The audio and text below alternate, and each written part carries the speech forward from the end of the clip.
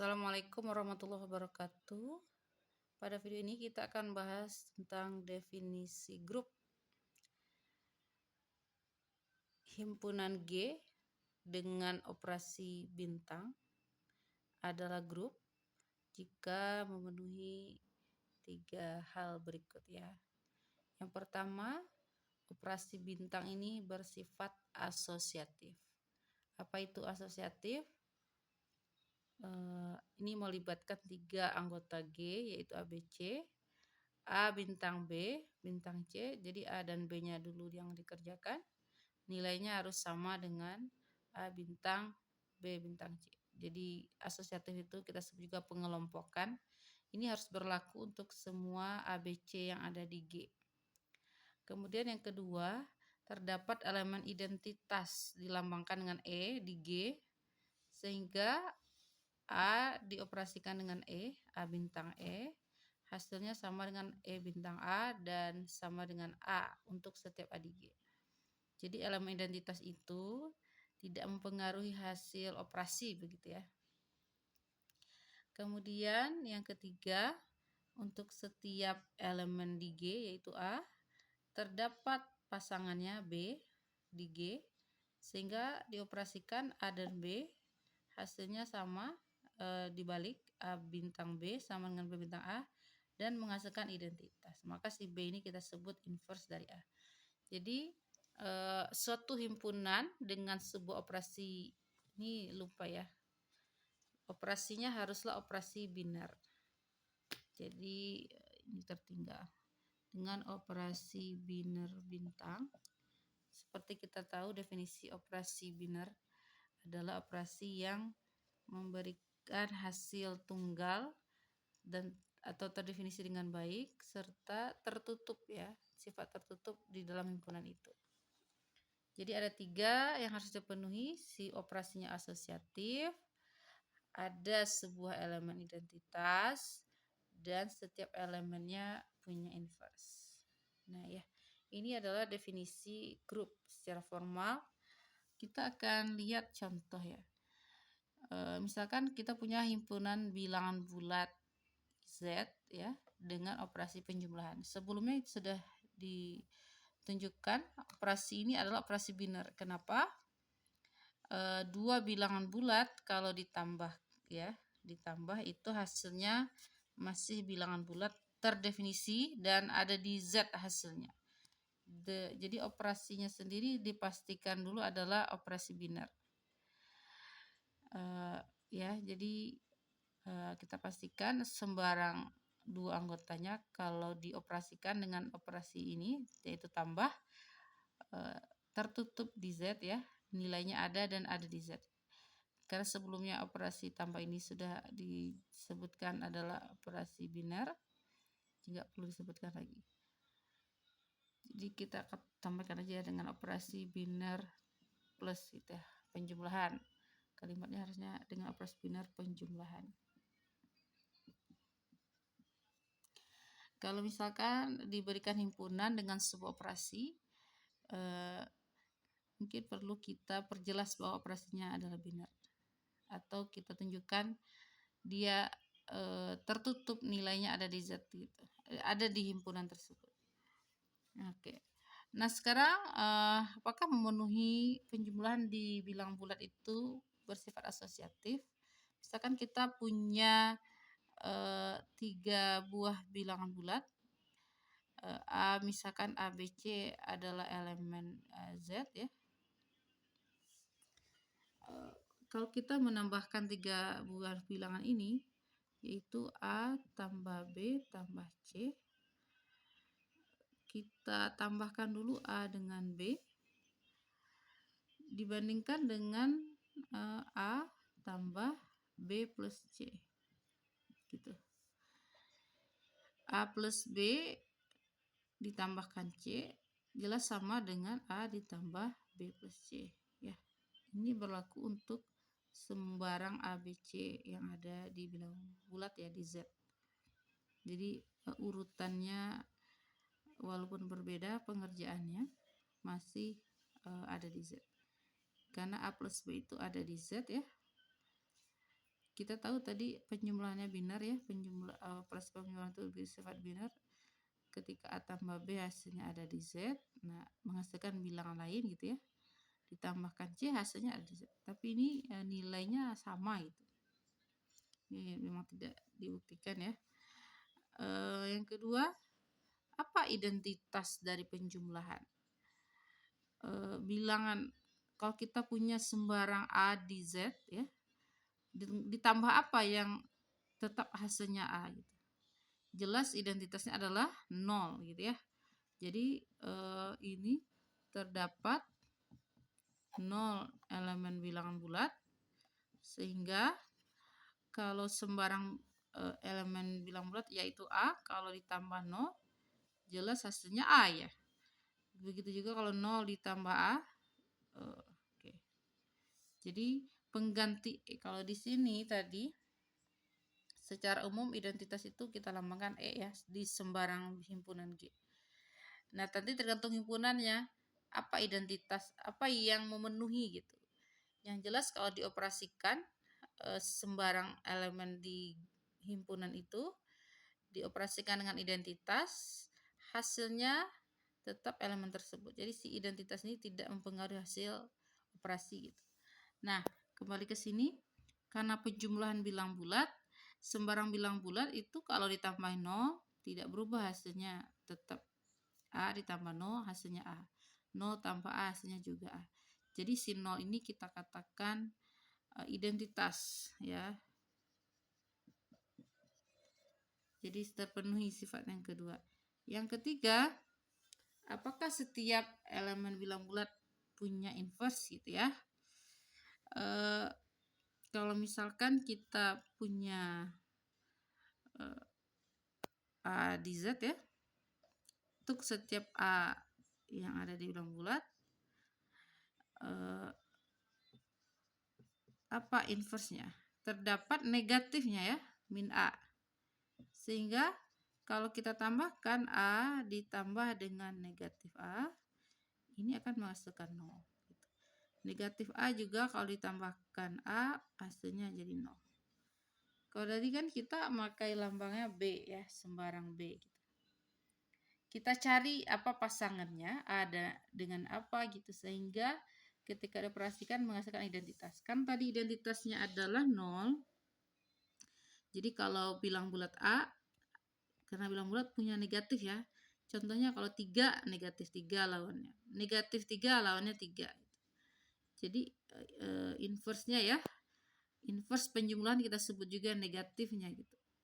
Jadi setiap elemennya punya inverse, punya lawan itu, sehingga dioperasikan menghasilkan identitas, dan identitasnya tadi adalah 0 gitu. Oke, ini jadi kita telah tunjukkan bahwa bilangan bulat itu adalah contoh grup terhadap operasi penjumlahan. Nah, jadi apakah nanti identitas inverse itu akan berbeda-beda tergantung himpunan dan operasinya ya.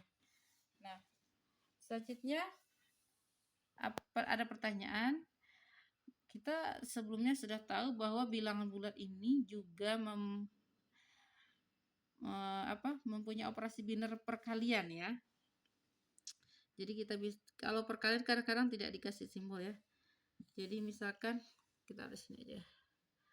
Kalau kita punya dua bilangan bulat A, jadi A ini kalau dikali B,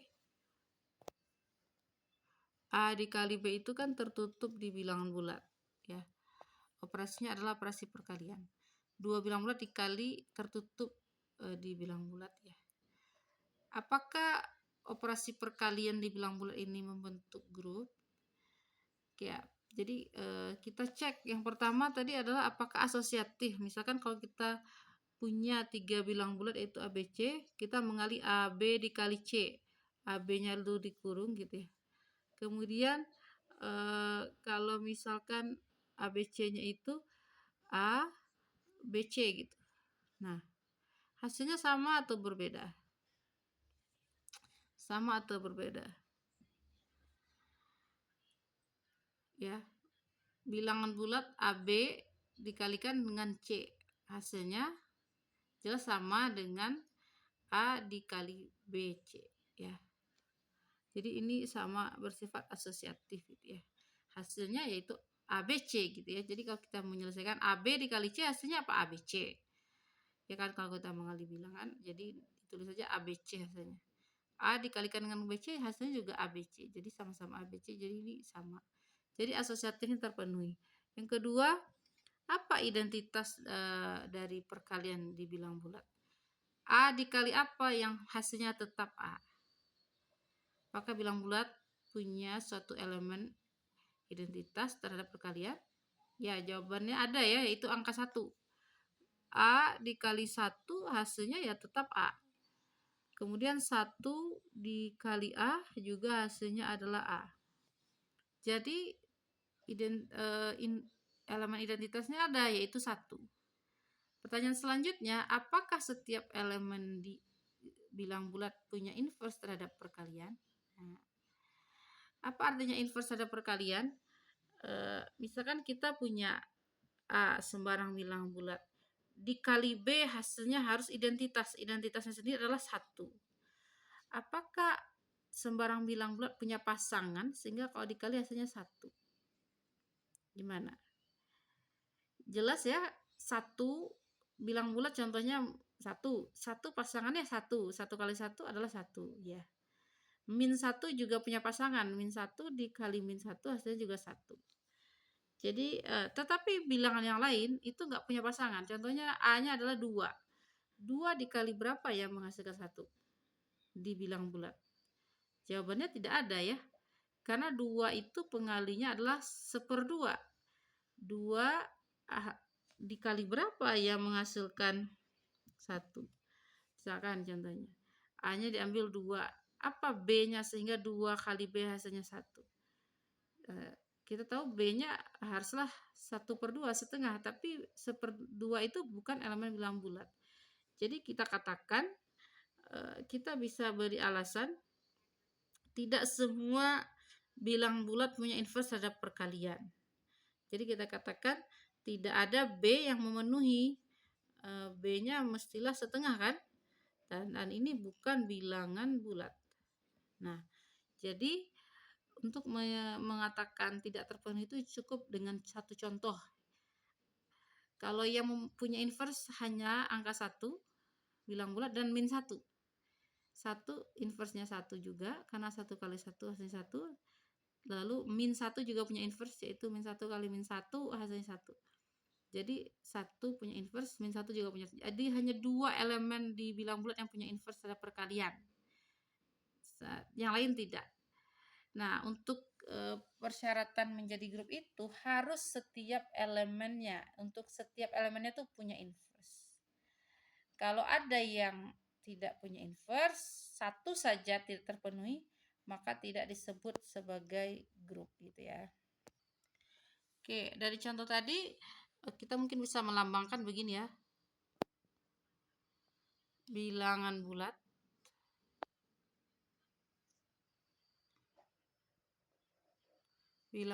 terhadap operasi penjumlahan kita kasih begini, kita kasih kurung, ini membentuk grup. Nah, ini adalah grup. Jadi ini contoh grup. Nomor 2, bilangan bulat terhadap operasi perkalian ya, itu bukan grup. Kenapa bukan grup? Jadi kalau kita mengatakan bukan itu, dari 3 sifat tadi atau dari operasinya tidak binar itu juga sudah tidak bisa membentuk grup ya. Kita bisa mengambil salah satu saja, jadi tidak harus dibuktikan. Kalau tadi kan ditunjukkan dulu, oh asosiatif iya, punya identitas iya, tapi tidak semua elemennya punya inverse. Kita boleh saja langsung ya, tapi harus jelas dulu sebenarnya ya, untuk menyatakan tidak punya inverse berarti harus tahu dulu identitasnya gitu. Jadi sebaiknya bisa kalau tidak sebut asosiatif tidak apa-apa, sebutkan saja dulu identitasnya, lalu elemen apa yang nggak punya inverse ya, karena inverse itu juga melibatkan identitas di dalamnya. Nah, kita bandingkan yang ketiga, bilangan real ya. Mungkin sudah belajar Kita sudah belajar di kalkulus ya, apa itu bilangan real. Nah, bilangan real dengan operasi penjumlahan. Ya, operasi penjumlahan. Apakah ini membentuk grup? Apakah dua bilangan real kalau ditambah hasilnya masih bilangan real? Apakah dia tertutup? Ya, pertama kita cek operasinya benar atau tidak. Jelas ya, kalau dua bilangan real A, B, misalkan elemen dari real, kita tambah A tambah B, hasilnya masih bilangan real ya, tidak keluar dari bilangan real. Jadi dia tertutup itu. Ini untuk menyatakan dia binar. Ada juga yang mungkin membuat definisi grup itu tidak disebutkan operasi binarnya, tetapi operasinya itu ditambahkan satu sifat, yaitu tertutup. Apa itu tertutup? Diambil dua elemen sembarang, dioperasikan, hasilnya masih ada di dalam himpunan tersebut. Jadi grupnya jadi 4 syarat gitu. Syarat pertamanya tertutup. Jadi tertutup ini sebenarnya untuk menyatakan operasi binarnya ya. Kalau tertutup itu udah pasti dia harus ini ya, harus terdefinisi juga gitu. Oke, penjumlahan dibilang real, hasilnya masih bilang real. Apakah memenuhi yang 3 tadi asosiatif? Jelas iya ya. Sama seperti bilang bulat, penjumlahannya urutannya bebas gitu ya, A tambah B dulu baru tambah C. Jadi asosiatifnya terpenuhi, jadi kita bisa katakan asosiatif, oke gitu ya. Sama dengan bilang bulat tadi alasannya. Kemudian apakah punya identitas? Ya, identitasnya sama, yaitu 0. Kenapa identitas 0? Karena sembarang bilang real A ditambahin 0 pasti hasilnya masih A gitu. Kemudian apakah setiap bilang real punya inverse? Ya, terhadap penjumlahan ya sama. Inverse-nya adalah negatifnya. Untuk setiap A di real ya, itu terdapat, ini lambang E ini terdapat ya, terdapat negatifnya, sehingga kalau ditambahkan A ditambah dengan negatif A itu hasilnya 0, negatif A ditambah A juga hasilnya 0. Jadi dia sama seperti di bilangan bulat ya. Bilangan bulat terhadap penjumlahan adalah grup, tapi terhadap kali bukan grup. Bilangan real terhadap penjumlahan juga grup. Nah, bagaimana terhadap perkalian? Nah, oke ya. Kita akan cek. Jadi ini jawabannya iya. Apakah bilangan real terhadap penjumlahan adalah grup? Jawabannya iya. Kemudian pertanyaan berikutnya, apakah bilangan real, himpunan bilangan real terhadap operasi perkalian itu adalah suatu grup? Nah, kalau tadi bilang bulat tidak. Kalau bilangan real apakah grup atau bukan? Kita coba lihat ya. Perkalian bilangan real hasilnya masih bilangan real ya. Kalau kita ambil dua bilangan real A, B di R, jelas A kali B ada di R ya.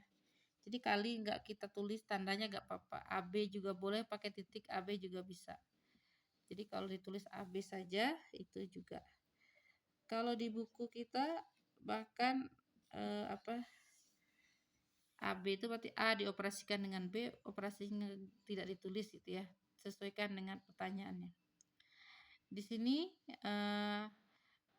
perkalian bilangan real tertutup di bilangan real gitu ya. Selanjutnya apakah dia bersifat asosiatif? Penjelasannya sama ya dengan bilangan bulat tadi. Kalau kita punya 3 bilangan real A, B, C, AB dikalikan C hasilnya sama saja dengan A dikalikan BC ya. Kalau kita tulis hasilnya berbentuk ABC gitu ya. Hasil akhirnya ABC gitu. ABC ya. Jadi apakah punya identitas? Sama, identitasnya adalah 1. 1 ada di real ya. Sehingga kalau dioperasikan A kali 1 hasilnya tetap A, berlaku untuk setiap bilangan real A.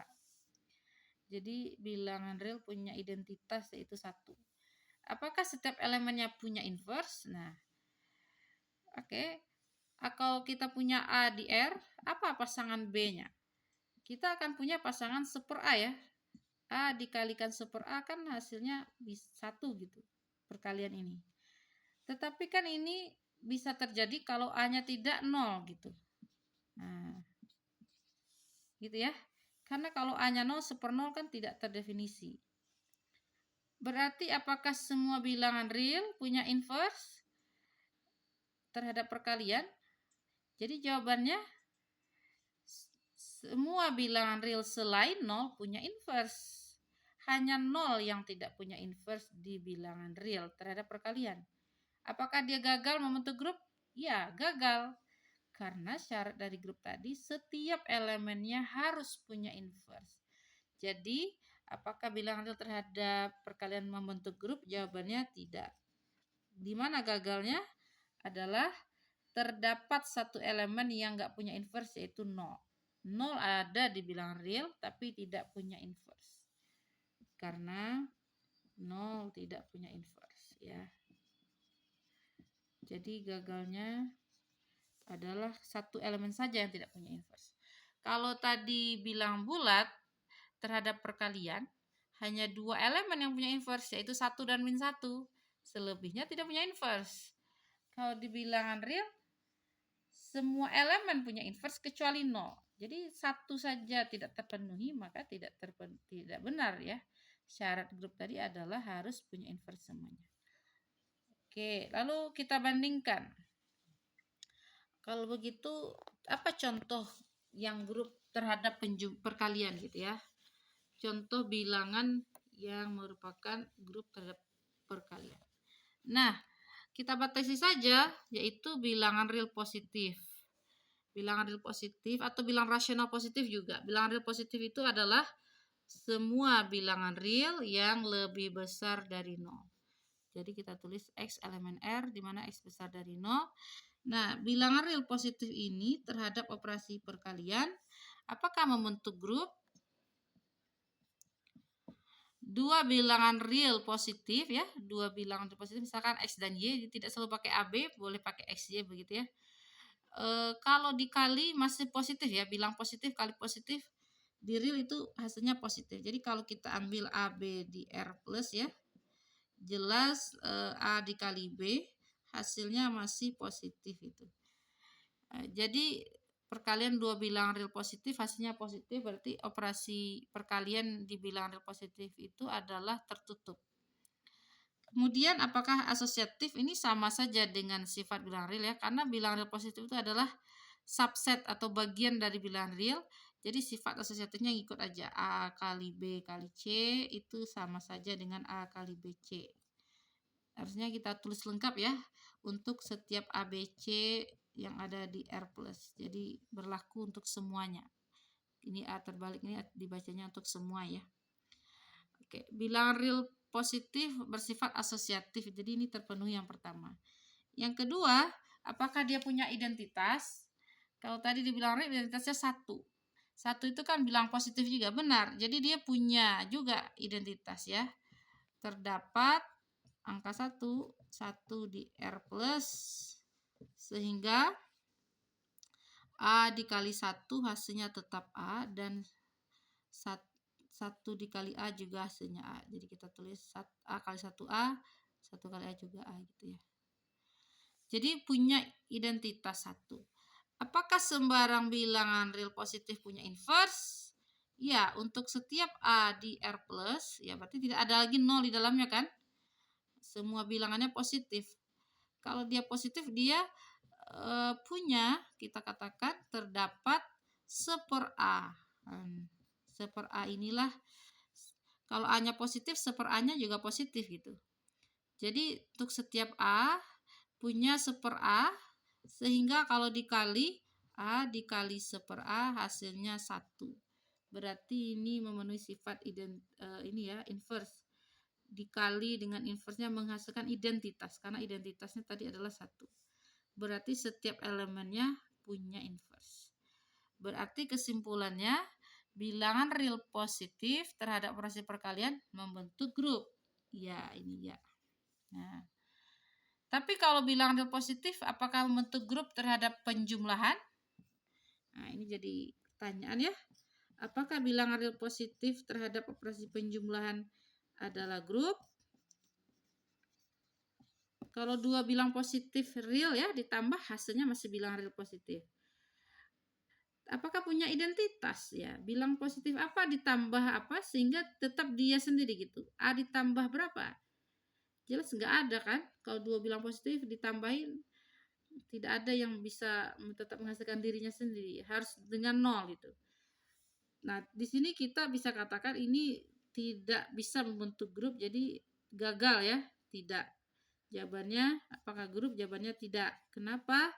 Tidak punya identitas ya.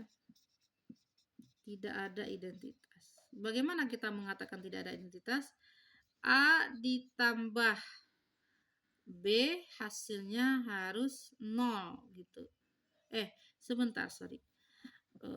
Kita kan mencari apakah ada identitas. Kan tadi kita langsung saja tebak harusnya ada 0 gitu, tapi tidak punya. Atau kita cari apakah ada identitas, misalkan A ditambah dengan apa sehingga tetap hasilnya A. Nah, gitu. Kan sifat dari identitas apa? E aja ya, E aja tadi lambang identitas adalah E. A ditambah E hasilnya harus A. Kesimpulannya E apa? Berarti kan kesimpulannya supaya E ini ya, karena ada A kanan kiri, kita selesaikan hasilnya adalah 0. A ditambah 0 yang hasilnya A, berarti E-nya 0. Tapi 0 bukan elemen bilangan real positif. 0 tidak ada di R+. Berarti dia tidak akan punya identitas. Ya, begitu ya. Jadi harus bisa dibedakan beberapa himpunan dengan operasinya, apakah membentuk grup atau bukan.